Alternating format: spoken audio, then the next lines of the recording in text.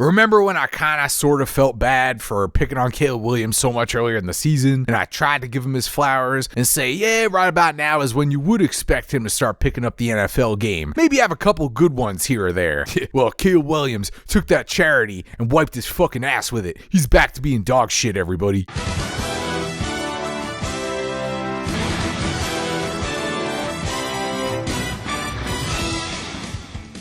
If you're a Bears fan, you must be in full-blown panic mode, wondering if this guy's going to be an absolute bust, especially coming off that performance last week where the number 2 overall pick outshone him in every way possible, including getting a miracle win at the end. And by the way, everybody's favorite butt fumbler for a new generation, Tyreek Stevenson, talked about holding himself accountable after the game, where he stupidly trash-talked the fans in the middle of the last play of the game, right before serving up the game-losing touchdown. Well, I guess all that accountability talk was worth about as much as that hard brown toilet paper that nobody likes to wipe their ass with, but you gotta do it in an emergency situation, because as soon as the Bears told him, alright bro, well, you're not starting next week, because you've got to demonstrate an attitude adjustment, Tyreek said, you want attitude? I'll give you attitude. Go fuck yourself. I'm not even gonna show up to fucking practice. But in a season where we saw Hassan Reddick perform a generational bag fumble, is it any surprise that somebody would be this fucking stupid and think he has any sort of leverage when he absolutely does not? Was this guy think there's teams lining up to trade for him at the fucking deadline after the shit he pulled? Sit your ass down on the bench, shut the fuck up, collect your fucking paycheck,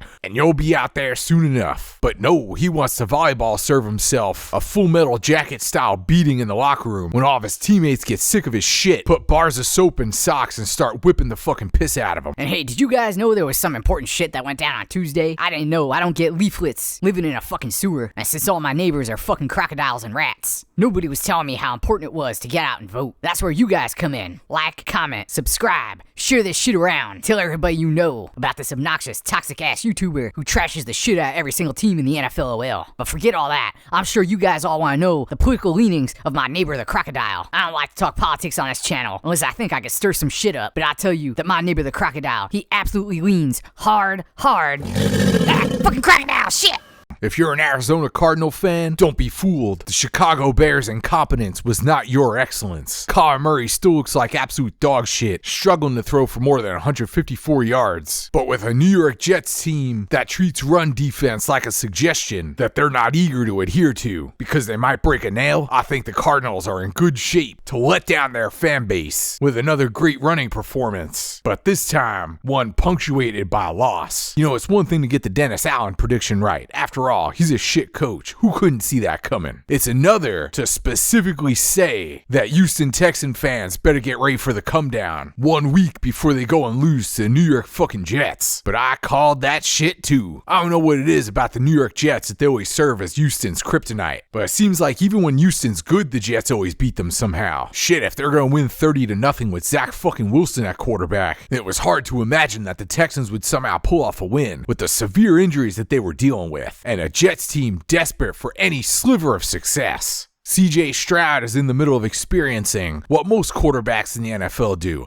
and that is, once a full year of tape is out there on you, and teams have seen how to better defend what you do best, your numbers take a bit of a dip, that sophomore slump. He's still performing well, but there are several clear cracks in the armor of CJ Stroud over there in Houston. And I don't know, but a part of me thinks that what we saw his rookie season is the absolute ceiling of what he'll provide going forward in his career. Although it was one hell of a fucking rookie season. You ask a lot of starting quarterbacks in the NFL if they'll take that as their ceiling, they'd take it in a heartbeat. Daniel Jones. On Sunday, November 3rd, 2024, game of football was irreparably changed forever because this was the day the Philadelphia Eagles went up against a steaming pile of shit masquerading as the Jacksonville Jaguars. And I hesitate to even say this. The tush push failed, and I think I speak for all fans of football when I say that the death of the tush push hurts me the most.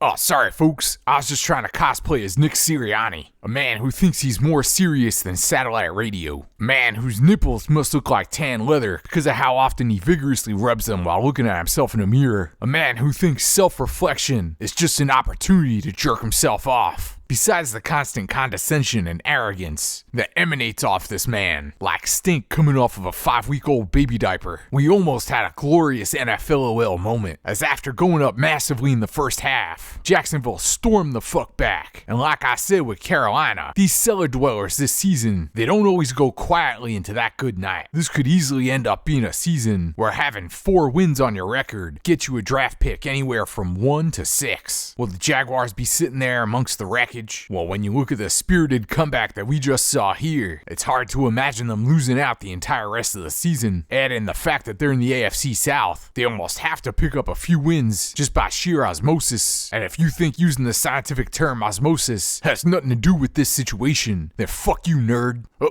and what's this? They're going for the tush push again? Well, be still my beating heart. They can make it work this time. They could... fuck it, I'm not gonna pretend to be upset this time. Hey, what do you know? The Jacksonville Jaguars, they may suck complete ass. They may lose almost every game this season, but they damn sure won't be pushed around at the goal line. Did they figure out some secret technique? Will other teams be copying their method in the future? Or maybe they just have the right combination of guys who got a good low pad level and a fat wide ass. The perfect base that you need to not get pushed back in your own end zone. Who the fuck knows?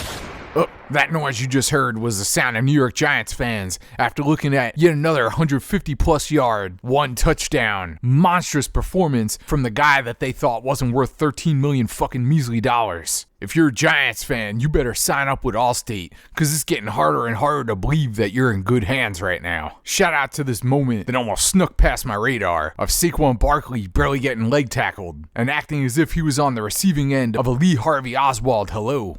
Thanks for coming, everybody. And if anybody knows somebody who's good at making thumbnails, I'm pretty sure that the ones I create are absolutely fucking dog shit. They're probably a detriment to my channel's growth. So if anybody's got any better ideas, or any talent or ability, I'd be more than willing to pay you sewer wages. Maybe even better than sewer wages. But act now before the crocodile bites my fucking arms off and I can't reach for my wallet anymore. Alright, that's it, everybody. I'll see you after week 10.